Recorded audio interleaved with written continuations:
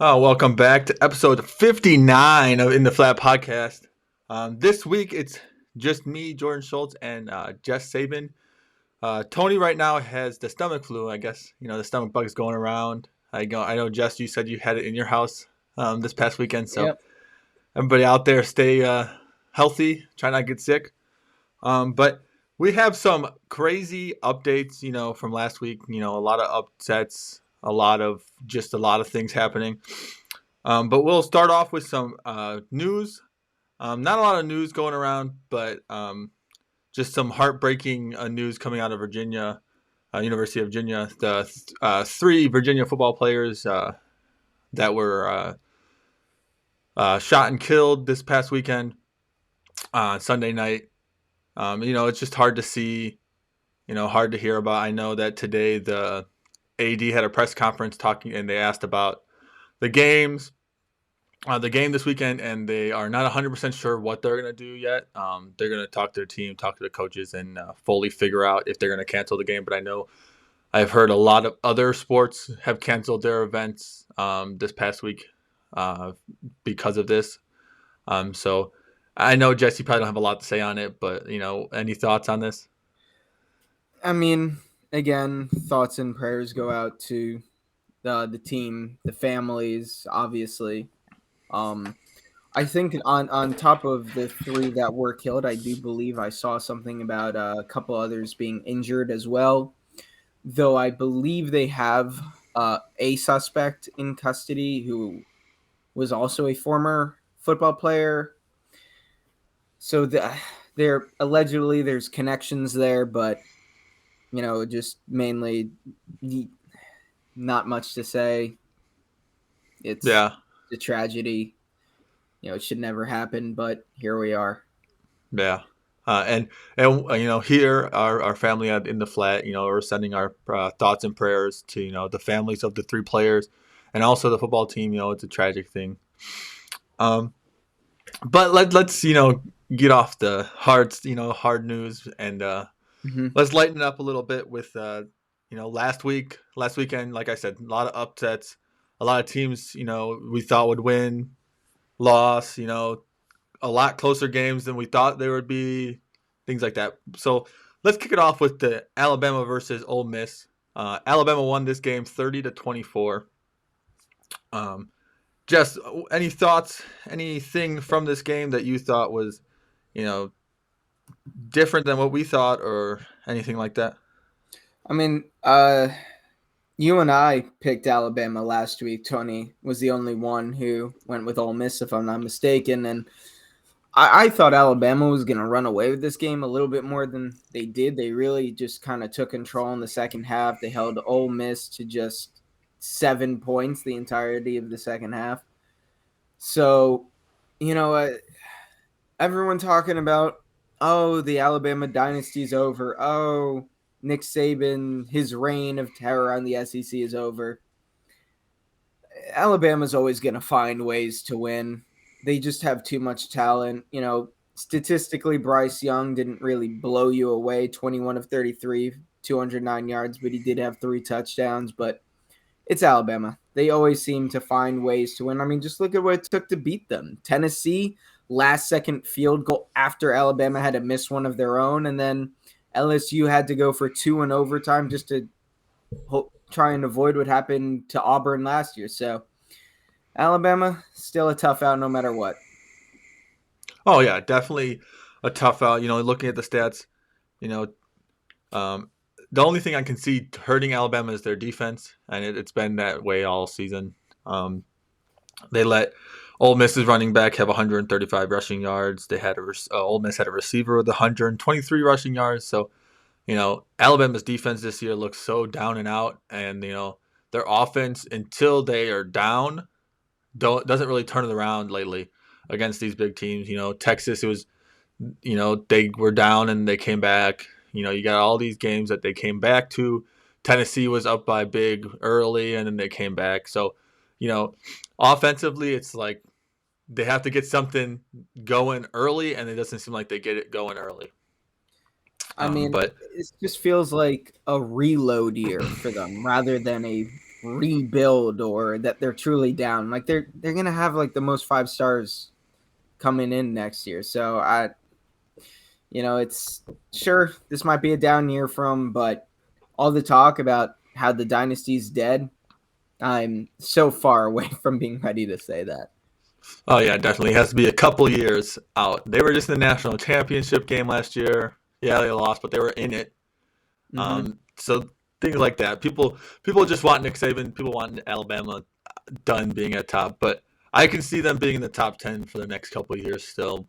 Maybe not always going to national Bare championship, but at least minimum top top 10. 10. Bare Yeah, minimum top 10. fair. Yeah, And with the expanded playoff, they're going to be competing for more championships, even in years like this year where they have 2 tough losses yeah, against 2 teams who, assuming, the top 5 remains the same, then that means Tennessee is going to be 5th and LSU is going to be in that.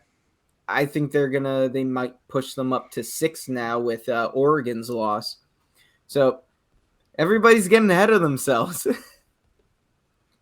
no, yeah, definitely ahead of ahead of ourselves, not knowing 100% really what's going on. But all right, let's move on to the next game. Probably everyone's game of the week. Radar, can TCU really compete against a top team, team that you would think, took it down to the wire against Alabama? And they did. TCU pulled this game out 17-10 against Texas. Not high scoring, kind of a slow game, slow burn game, a lot of running, at least from TCU. But what are your thoughts on this, Jess? This was the kind of talent that Texas has, on offense between Quinn Ewers and Bijan Robinson. I thought this game was going to be a shootout. That being said, it was so far from. Quinn Ewers barely 50% passing, 17 of 33, and no touchdowns, 1 interception, 171 yards. Bijan Robinson, 2.4 yards per carry, 12 carries, 29 yards. Quinn Ewers, 5 carries, negative 15 yards. There was just no offense from Texas. And TCU got pretty much all of their offense out of Kendre Miller with his 138 yards and a touchdown. So TCU has shown this year, and I think this is kind of important, that they can win ugly, they can win close, they can win low scoring, and they can beat you in shootouts. So Texas is no Georgia, and if the playoffs started right now, I believe it would be TCU versus Georgia in the first round because I don't think TCU is moving up over Michigan or Ohio State. But it'll certainly be interesting to see how they do against those top teams, assuming they can just run the table. It's all the chips are. They're all in right now. The ball's in their court. They control their own destiny. So it was an impressive display of being able to win in an ugly game. Yeah, definitely. Like you said, we've seen TCU. They can win every game. They can blow out a team. They can win by a touchdown. But, if you just look at the team stats in this game, TCU dominated this game from start to finish. More total yards, more rushing yards, more first downs, more third down conversions. They just dominated. They had almost 50, they had 15 more minutes of possession. They just dominated this game fully, and it was nice to see that it wasn't just a passing game for TCU, and they can run the ball and dominate that way as well. Any more thoughts on this game, Jess? I just don't know what to make of Texas. I don't know really what to make of Quinn Ewers. He's got all the talent in the world, but they are really going to be, if they want to be competing next year, they're going to have a lot of impact freshmen. And they've got one of the top recruiting classes in the country coming in. Although a sizable part of that is Arch Manning coming in to be the backup, you'd think, behind Quinn Ewers. So It's going to be interesting seeing Texas these next couple of years. They got all the talent. They just need to put it together, or are they going to end up being like Texas A&M, where they have these amazing recruiting classes and these incredible starting AP poll positions, like eighth or whatever, and then just not being able to put together on the field. So Texas has got a long way to go, but they've got the talent. Definitely. And if I'm not mistaken, is Bijan a sophomore or a junior?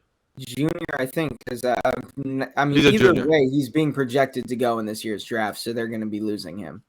Yeah, and he was like last year. He was their heart and soul of that offense. He's Maybe, been so far kind of this year too. yeah. All right. So let's get off the Texas talk. Not just Texas, the university, but Texas, the state in general, because TCU's in Texas as well. But let's go to probably at least one of my most surprising games of the week, and that was Washington beating Oregon 37-34, basically ending Bo Nix's run to the Heisman, ending Oregon's chance at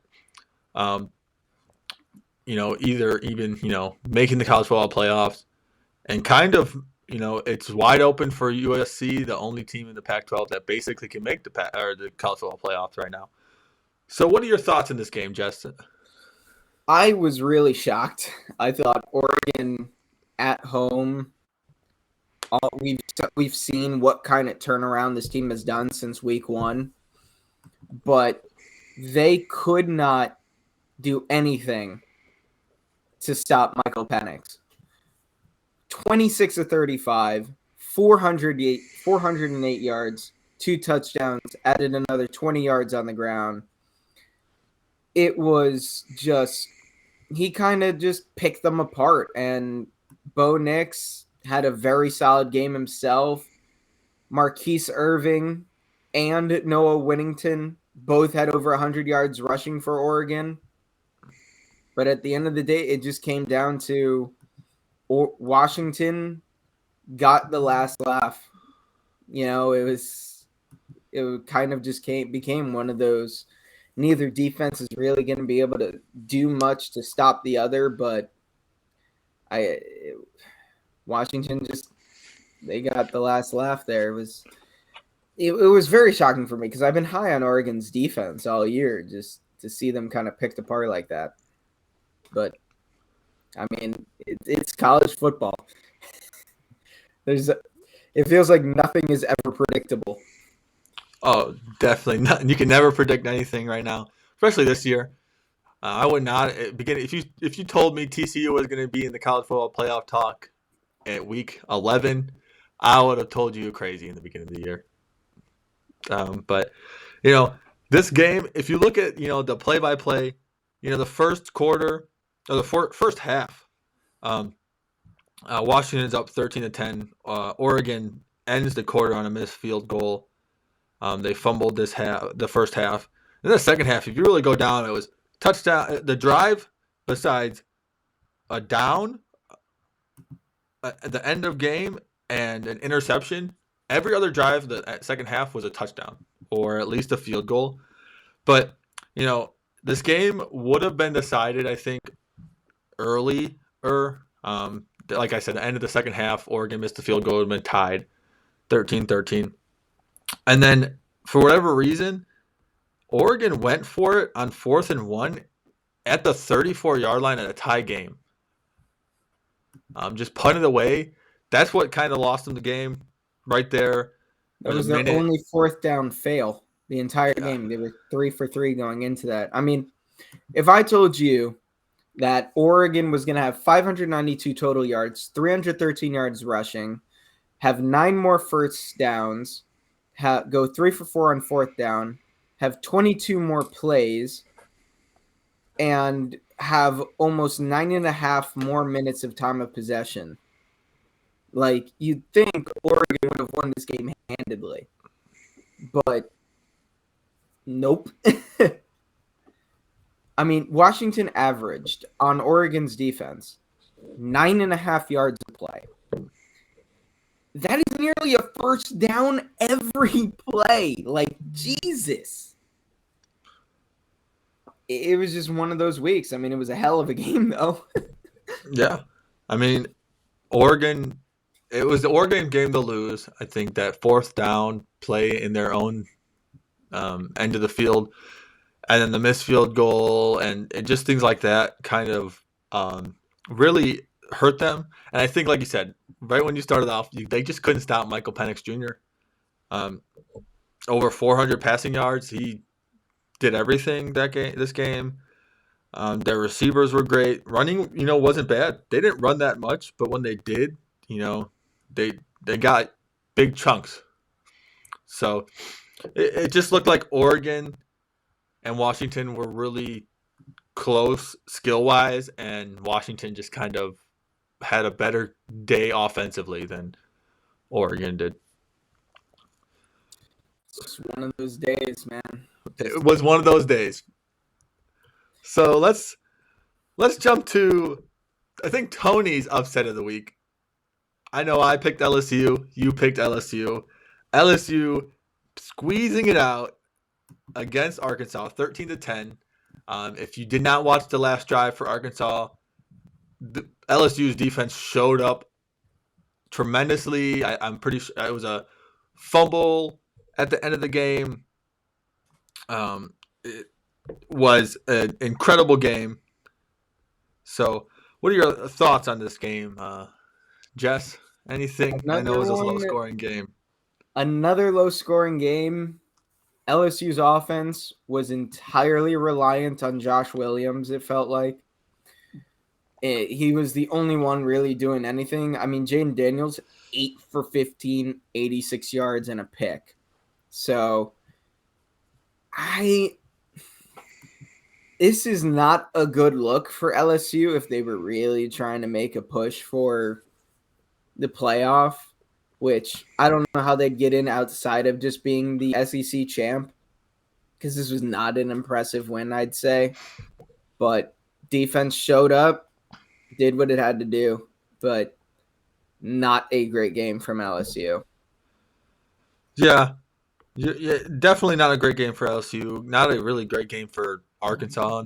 Honestly, it wasn't a great game for Alabama right now either. They're watching this game. They want LSU to win. They want to be pushed up higher in those rankings, get a better bowl game. If anything, maybe somehow squeeze into the college football playoffs. But there's not a lot to say, like you said. I mean, it was a 13-10 game. Offense. It was not an offensive game. That was a defensive game. LSU's defense held strong. Arkansas's defense played well. It just looked like their offenses, both of them, did not have like what we've seen. Yeah, like we've seen LSU and all that play. It just looked like a sloppy game all around for both teams. It really felt like LSU had used up all of their energy against Alabama. Like, it's one of those where it's like, we know Alabama's defense hasn't been tremendous this year, especially up to Alabama standards, but they've still got, all world level talent in every area of that defense. They got linebackers, edge rushers, safeties, corners that are all going to be like first and second round picks this year. And LSU will come out and drop 30 on that. And then 13 against Arkansas, which I'm not going to sit here and act like I'm some expert on Arkansas football. And while they might have, a bunch of talent, they were very highly viewed and ranked earlier this year. I mean, they're no Alabama. So it just feels weird seeing them go from dropping 30 on Alabama to barely squeaking out a 13-10 win against Arkansas. But again, that's college football. Yeah, I mean, definitely is college football, and you can say it over and over again, especially this week. A lot of weird things happened, a lot of close games, and we're gonna go into probably the two biggest upsets of the week, and that let's start off with the easier one I could see, maybe UCLA losing 28-34 to Arizona. I didn't think this would happen. I don't think you thought this would happen. I don't think this was even on our radar last week, really talking about any of it. It just, they UCLA just looked flat at points in this game, and it really showed. So, what are your thoughts on this? UCLA just getting beat.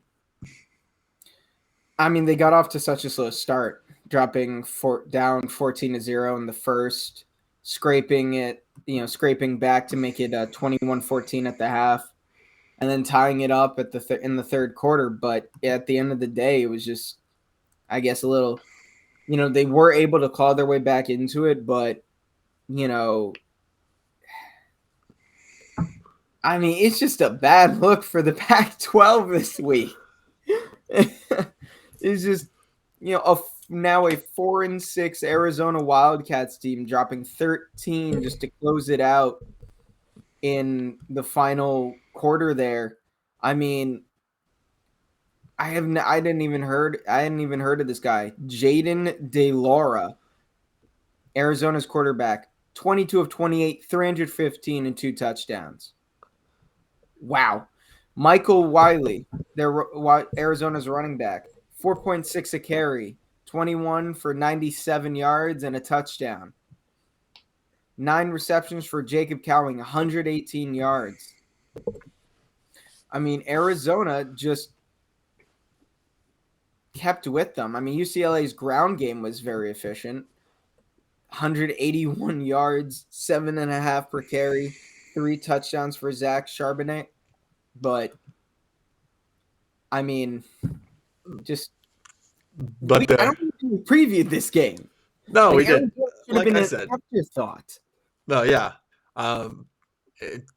Dorian Thompson-Robinson just did not have a good game, and he, was on, he was on my board kind of early, for after his, the hot start UCLA had, maybe Heisman dark horse, but now with that performance that, lost to a team that wasn't even bowl eligible, probably didn't even think about going to a bowl, just really hurt, UCLA's chances at making the Pac-12 playoff championship game. Even hurt the Pac-12's, college football playoff hopes again, because now USC plays them this week, which is not gonna be a huge win if UCLA wins or USC wins. So not a lot to say though. Pac-12. When was the last time we heard they had defense? I don't think we ever thought they did. 2013, 14. Marcus Mariota's Oregon teams. I don't know. Did they have good defenses? No, they just had a good offense. Pac-12 is known for no defense. So, but let's go to the bigger upset. Bigger upset. All right. Which, again, I don't think this is on anyone's radar. I don't think anyone thinks Vanderbilt's a good enough team. But they came out and shocked everyone. They probably shocked themselves a little bit as well. Beating Kentucky, who was ranked in the top 25 college football playoff rankings, 24-21. Jess, did you even watch this game this weekend? No. Whenever I hear the words Vanderbilt football, I kind of just tune out. I watched the end of the game. So bad for Vanderbilt fans for saying that. But, I mean, Will Levis was terrible. 11 for 23, 109 yards, and a pick. I mean, maybe his receivers weren't getting open. I didn't watch the game. I don't think you watched the game. It could be a little bit more to that. But he is not – I mean, since the hand injury, he's just not been great. And you got to wonder how this is going to affect his draft stock. I mean, I don't know if we're going to be really talking about and previewing this game, but they got Georgia this week. And if he plays like that, we're looking at an absolute massacre. Like a 56-0 kind of game. But, I mean, good for Vanderbilt. Yeah, definitely a good thing for Vanderbilt. huge, huge win. But hey, there's not a lot to say. Vanderbilt dominated this game. Will Levis looked like a Kentucky looked like a Vanderbilt we've seen several years over and over again. But I digress on that game. I watched the end of the game. I'm kind of excited for Vanderbilt. I want to see where they go. I want to see next year, year after that, see if they're back, maybe. But all right, that was our games that we thought, were the biggest college football playoff games that mess up, can hurt people's chances. To just crazy upsets that we thought probably wouldn't have happened at this point in the season, but they have. So we're going to jump into this week 12's games, which there are few and far from any games that are really important to anything. I'm pretty sure that most SEC games are FCS schools, except a couple, maybe. But we'll start it off with a Big Ten matchup that could have Michigan get ready for Ohio State, or could really hurt them in a sense. That is Michigan playing Illinois at home. What are your thoughts on that game? Implications, anything like that? I mean, I think Michigan should win this game, and I think they should win handedly. Will Chase Brown be able to get his stats for Illinois? Probably. He should get, some decent numbers, but at the end of the day, Michigan's just the better team. I mean, I feel like that's how we talk about a lot of these Big Ten games. Whenever it's, the only game it feels like for the Big Ten that really matters right now is Ohio State, Michigan, which we all kind of figured coming into the season. But I think Illinois I think they'll do all right. I don't foresee a massacre coming, but Michigan should win, and they should win comfortably. Yeah, I'm with you on that. I definitely think Michigan should win, but Illinois wants that Big Ten championship game, so it could be anything.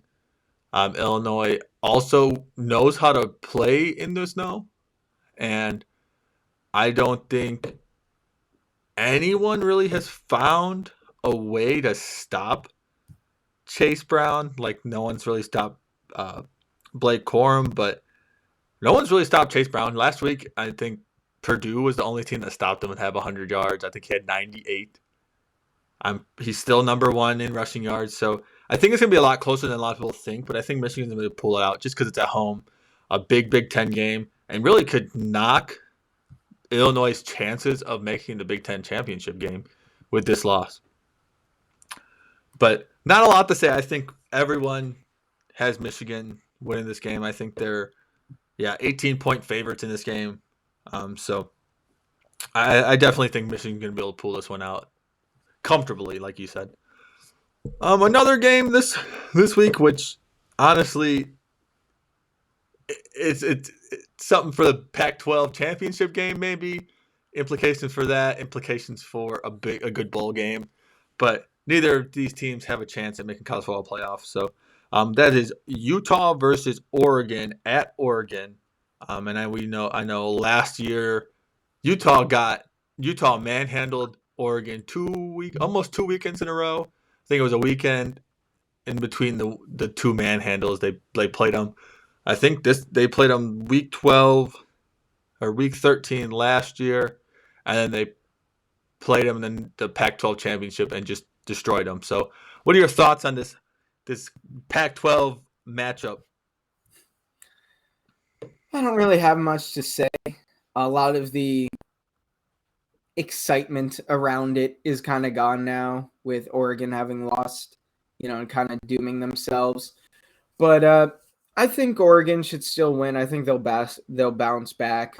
I mean, again, it was heartbreaking, but another game at Oregon. This game, I think, will mean a little bit more for Utah to try and make a push. I think, if I saw correctly, broke into the top 10 with the college football playoff announcements, but could be wrong. Haven't been able to really find the list yet. I mean, it's still probably going on. But I think Oregon wins. I think they'll have a good bounce back game. I think they are the better team. It was a rough one. Yeah, And I think they'll bounce back. yeah, I definitely think they'll bounce back.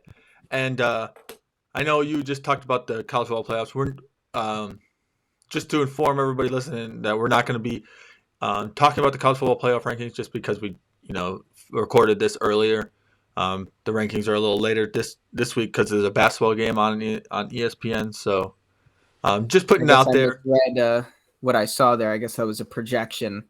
Yeah, a prediction, not the actual. My bad.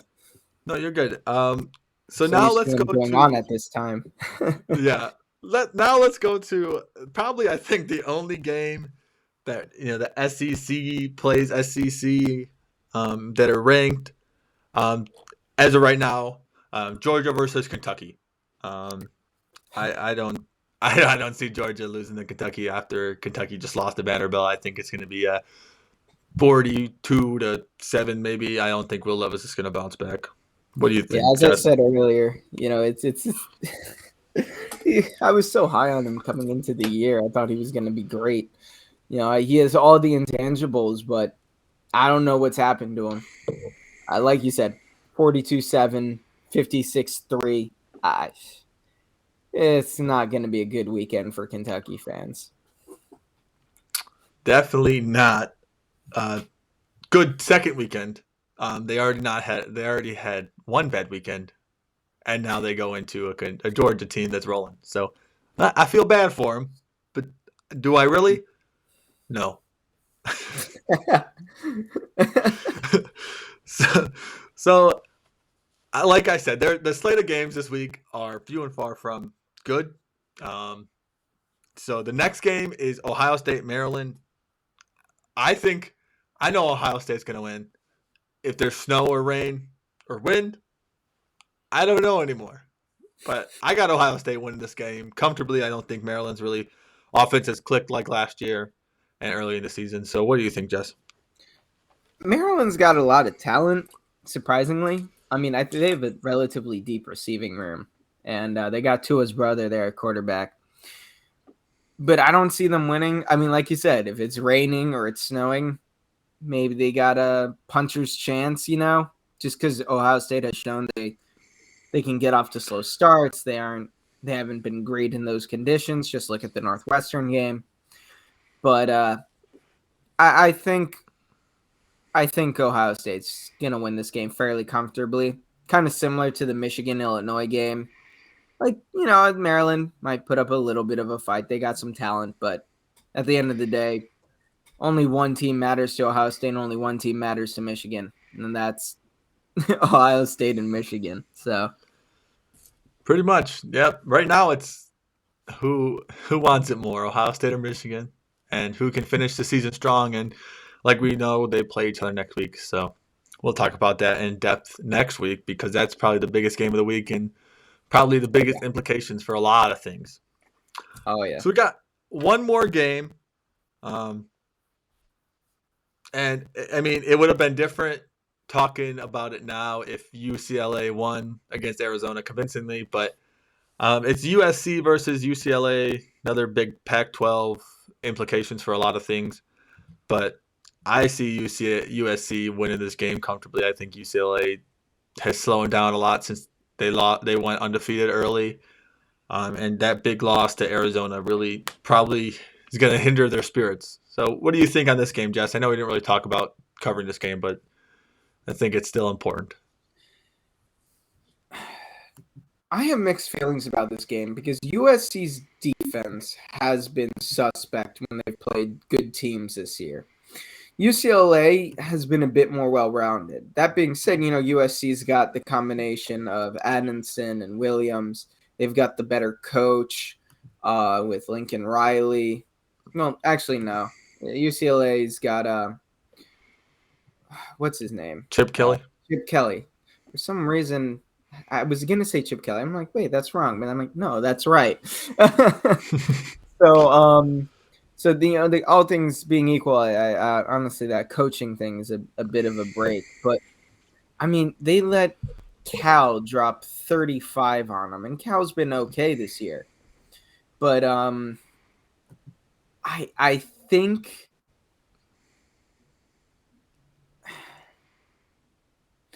think UCLA is gonna win this game, and it's gonna be a close one. I think that while USC has more of the high end talent, their defense has just not been good. So I think I'm going to go UCLA by 3, like a 38-35 kind of game, 31-28, something like that. Yeah, And I think so. the big factor in that is that it's at UCLA. And it's sold out. And it's the most fans UCLA has ever had at their game. I think 16,000. So, yeah, I think I'm going narrowly UCLA here. No, I see where you're coming from. All right, I've done this before in a podcast when it was just me and Ben, and or Tony. I don't remember. But out of every game this week, what is the game that you're gonna be more inclined to watch? More, just any game, doesn't have to be a top 10 game, doesn't have to be just any game. It could be multiple games. It can be a lot. What games? Well, there are 2 in particular that the fan in me is going to be watching. Number 1, my Pirates, ECU against Houston. We host. And I'm hoping we don't get hosed by the refs like we did against Cincinnati. We should be 7-3. I'm not bitter. You're crying right now. No. I'm totally chill. My family, as we do every year, is going to be getting together with some close family friends and watching the Penn State Rutgers game. That's not going to go well for Rutgers, but it's something we do every year. And then that USC UCLA game, I'm going to be paying attention to. Just in part, the fan in me wants to watch Caleb Williams. And the New York Giants fan in me is like, could we trade up for Jordan Addison? That guy is kind of good. We need wide receivers, so I'm going to be watching that game more so just to see how all that goes down. I mean, the best games potentially of the weekend are just the Pac-12 games because they're the only ones that seem to have like these meaningful games going on. I mean, yeah, sure, Michigan, Illinois got some potential there, and as we talked a little bit about, the Ohio State, Maryland, but realistically, we expect Michigan and Ohio State to win comfortably. I'm not very confident or comfortable with either of my picks between Oregon and UCLA winning those games. Like those could go either way. There's real potential there. Yeah, definitely. No, those picks are great. I know you gotta, alma mater. You gotta always pick that game to watch, especially when your alma mater is still in a Group of 5 conferences. They're not horribly far down there. For me, some big games, key games that not really important to anyone else, but a lot of Big Ten games this weekend have a lot of implications. Wisconsin plays Nebraska. That's a big game. Right now there's a 4-way tie for the Big Ten West. To get blown out in the Big Ten championship, whoever plays. To lose to Ohio State or Michigan. Iowa, Minnesota play. That's a big one. Northwestern, Purdue. Those 3 games right now are really implications for the Big Ten West. Who's going to win that? Other than that, we didn't talk about it. Oklahoma State plays Oklahoma, but they're not ranked, so we're not going to talk about that game because it's really not that important. But other than that, there's not a lot of super big games in my eyes. Maybe Kansas State playing West Virginia. That's a big one just because they're going to West Virginia, and that's a hard place to go. It feels like I've heard multiple. You land, you take a bus ride through the mountains, you lose signal on your phone like 6 or 7 times going through the mountains. so that's going to be tough no matter what. State. Kansas State. Oh yeah, I hate West Virginia. Okay, well, thanks for asking. Clemson got Miami. I don't think that's gonna be bad. And North Carolina's got Georgia Tech. I think North Carolina can be still a dark horse right now. They only lost to Notre Dame. Notre Dame's in the top 25. So they're 9-1. And Drake May, if he has good games the rest of this. What? I said if he shows out, he could, like you were getting. If he shows out against Georgia Tech, NC State, and then dominates, has 400 passing yards, 3 or 4 touchdowns in the ACC championship game against Clemson, he could easily slide into the top 4, maybe even win it with how many yards he's throwing. He's like a video game quarterback that we all created and throwing 400 or 500 yards a game. That's Drake May. He dominates the air. He's an all-around good quarterback. Can run the ball, can pass the ball. Pretty accurate with a 70% completion. So I think UNC has a chance at making some noise in both, Heisman and maybe squeezing in there. There's a lot of chaos. But for now, we'll leave it there with those games. I know this week's kind of slow with games, and last week, a lot of upsets. So, you never know what happens. Kentucky could somehow come out and beat Georgia, or Maryland could come out, beat Ohio State. Illinois could beat Michigan. Hey, anything can happen. For the upset. Just what? Well, it's college football. Yep. Any given Saturday. Hey, whoever shows up. Hey, what are we going to get? Blake Corum or are we going to get Chase Brown? Who can run more yards? That's the game. An interesting matchup to watch for. Yeah. Because that could be like which running back gets the honorable mention at the Heisman ceremony. Hey, Blake Corum can have a good game this week, have a good game against Ohio State and the Big Ten Championship if they beat Ohio State. He's going to win it. He could. 200 yards, 400 yards in the next 3 games. Easily. Who knows? But all right, we're going to call it there, everybody. Thanks for listening, and I hope that you have a good weekend and watch these Big Ten games because there's not a lot of games to watch. So watch the Big Ten. All right. See you, everyone. Bye.